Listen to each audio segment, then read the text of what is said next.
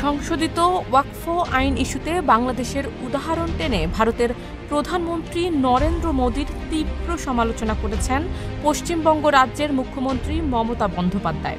সেই সঙ্গে মুসলিমদের ধৈর্য ধারণ এবং ভারতের কেন্দ্রীয় স্বরাষ্ট্রমন্ত্রী অমিত শাহকে নিয়ন্ত্রণ করতে মোদীকে আহ্বানও জানিয়েছেন তিনি।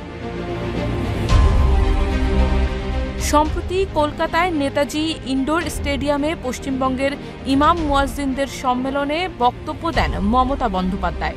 সেখানে প্রধানমন্ত্রী মোদীকে উদ্দেশ্য করে তিনি বলেন, বাংলাদেশের পরিস্থিতি জানেন না, এত তাড়াহুড়োর কি ছিল? পশ্চিমবঙ্গ বাংলাদেশের সীমান্ত লাগোয়া রাজ্য। আপনি ডক্টর ইউনূসের সঙ্গে গোপনে মিটিং করছেন, চুক্তি করছেন করুন, তাতে দেশের ভালো হলে আমার কিছু বলার নেই।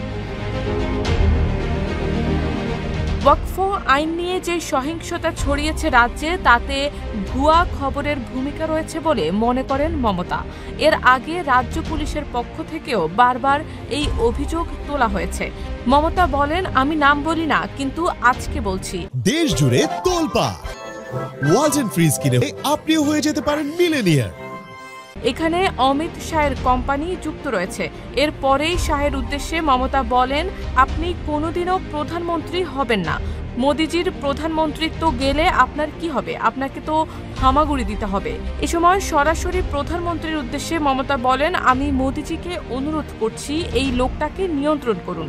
একটা লোকের হাতে সব এজেন্সি, যেমন পারছে ব্যবহার করছে। মুসলিমদের উদ্দেশ্যে মমতা বলেন, 1 বছর ধৈর্য ধরুন, দিল্লিতে অনেক পরিবর্তন হবে। নতুন সরকার হলে আশা করি হামাগুড়ি বাবু ঢুকবেন না। উল্লেখ্য, গত 2 এপ্রিল গভীর রাতে ভারতের পার্লামেন্টের নিম্নকক্ষ লোকসভা এবং পরের দিন উচ্চকক্ষ রাজ্যসভায় পাশ হয় সংশোধিত ওয়াকফ বিল 2025। তারপর 5 এপ্রিল রাষ্ট্রপতি দ্রৌপদী মুর্মুর স্বাক্ষরের মধ্য দিয়ে আইনে পরিণত হয় সেই বিল এবং 8 এপ্রিল তা কার্যকর হয়।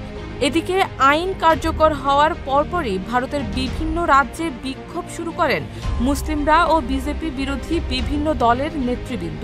সবচেয়ে বেশি বিক্ষোভ হয়েছে পশ্চিমবঙ্গে। এই বিক্ষোভকে ঘিরে আক্ষরিক অর্থেই রণক্ষেত্রে রূপ নিয়েছিল রাজ্যের মুর্শিদাবাদ, মালদহ, নদিয়া সহ বিভিন্ন জেলা।